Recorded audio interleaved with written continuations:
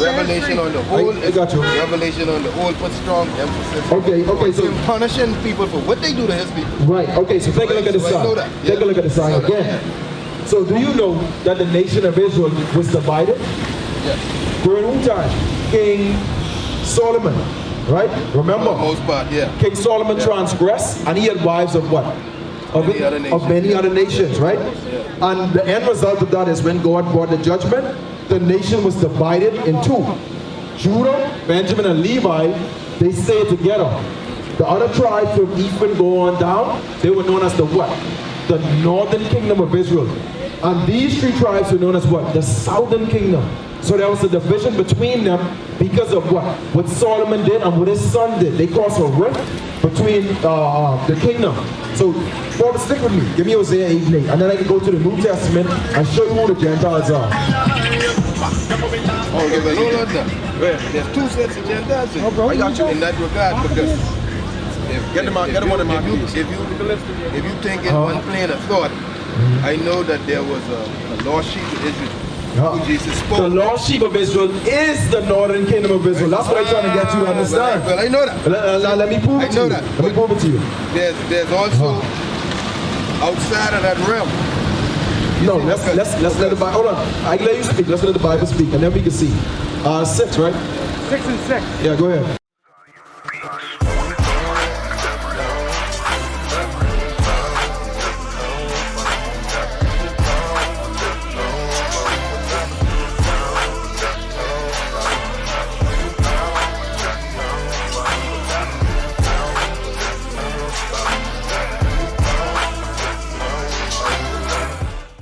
The book of 2 Maccabees, chapter 6 and verse 6. Neither was it lawful for a man to keep Sabbath days or ancient feasts, or to profess themselves at all to be a Jew. So what happened is, when the Greeks, this going into the Greek captivity, right?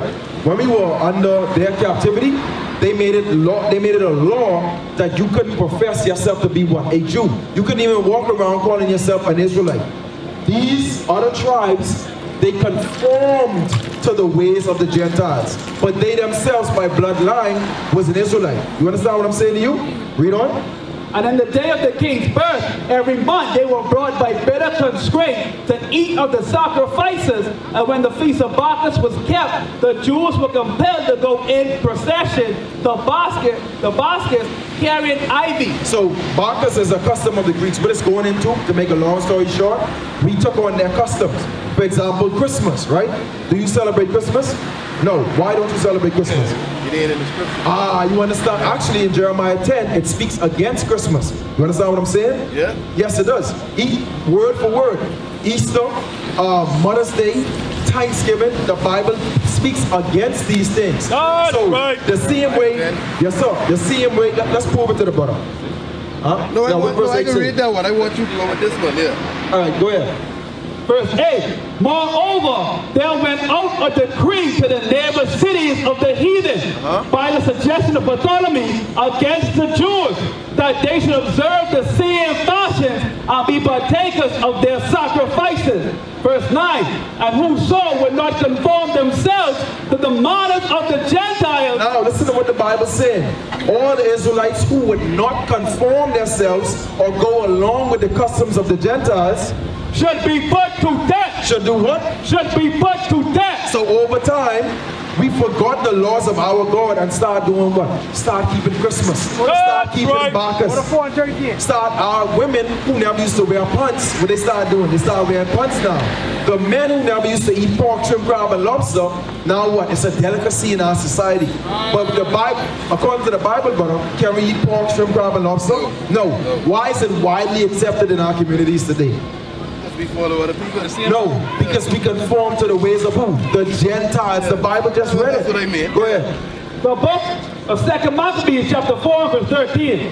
Now such was the height of Greek fashions and increase of heathenish manners. So it's saying the heathenish manners, it increased so much through the exceeding profaneness of Jason, that ungodly wretch, and no high priest. that the priests had no courage to serve anymore at the altar, but despising the temple and neglecting the sacrifices. So the priests, the men who were actually supposed to teach us the law back then, they were being oppressed. There was men who were set up like Jason, what the high priest at the time, who pushed the Greekish fashion. They actually pushed it on our people, read? And neglecting the sacrifices, hasten to the partakers of the unlawful allowance in the place of exercise. After the game of discus. So what happened was, the priests at that time, they conformed to the ways of the Gentiles, and rather than them allowing our people to keep the temple holy and keep the customs of the Bible, what they started to do was play the game of what? Discus. When he was in high school, you remember we used to play that? It's a round disc, and you see him throw it the furthest. So what replaced the keeping of the sacrifices and the laws in the temple? Sports. Because what do Greeks, what is the something that's highly esteemed among the Greeks? Sports. You understand? Last one on the Gentiles, let me go wrap it up. Give me the one, I think it's Corinthians. So let me ask you a 12. question. What's we were separated from the Commonwealth. I want that one. Because you said Ephesians 2:11? Yeah, go ahead. You said you was going to show me who the Gentiles is. When I made the mention of him at some point in time reaching out to the Gentiles, who are you all in all basically saying the Gentiles? Okay, we can spin it. A beautiful question. So the brother is saying, at the end of the day, when the prophecy said that the Most High God would reach out to the Gentiles, remember, Christ said, I come for the lost sheep of who? Israel. Of the house of Israel, right? So in order for somebody to be lost, right, that means they must be what? You have any children? If your children is lost, that means they've been what? Separated from you. Correct? So if he's saying, I come to the lost sheep of the house of Israel, what he's essentially saying is, I come for the Gentiles, the ones who conform themselves, who were separated. We can prove it right here with the New Testament scripture. So hold on.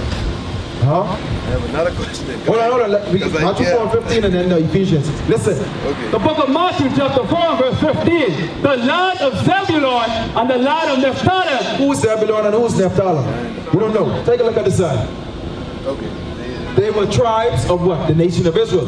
So now, in the book of Matthew, first book in the New Testament, it says the land of Zebulun and Naphtali, by the way of the sea, beyond Jordan, Galilee of the Gentiles. Why was the land of Israel, Naphtali and Zebulun, two tribes? Why was it called Galilee of the Gentiles? Because think about what I'm saying to you. Who was dwelling in Galilee? Israelites, obviously. Which two tribes? Naphtali and Zebulun. It was called Galilee of who? Of the Gentiles. Read. That's it on that, right? Give me Ephesians 2:11 and we get it closing up, right? Also? Then I have one more question. I can let you get a question. Go ahead. The book of Ephesians chapter 2 and verse 11. Brother, listen good. Wherefore remember that ye being in times past Gentiles in the flesh. So when Paul wrote to the church in Ephesus, he said, remember, in time past, what? Time past, Gentiles in the flesh. Y'all Israelites were Gentiles in the flesh. Why? Y'all was doing the customs that y'all had learned from who? The Greeks. We just read that in Maccabees. Go ahead. Who are called uncircumcision. So the Gentiles were called what? Uncircumcised by who? The Jews of the southern kingdom. Remember, the scribes, the Pharisees, they called the Gentiles, the ones, the Israelites who were not keeping the commandments, they say, they are uncircumcised. You understand? They don't keep the commandments of God. Read. By that which is called the circumcision. The ones who were the circumcision were the ones of southern kingdom. The scribes and Pharisees. Read. And the flesh made by hand. Verse 12. That at that time, when y'all used to do the things of the true Gentiles, but it's the other nations, ye were without Christ. You were what? Without Christ. At that time, Naphtali, Zebulun, Ephraim, Manasseh, they didn't understand Christ. They didn't understand the teachings of Christ. What did Christ teach us? To love one another and to do what? To keep the commandments. Read. Being aliens from the commonwealth of Israel. Hold on.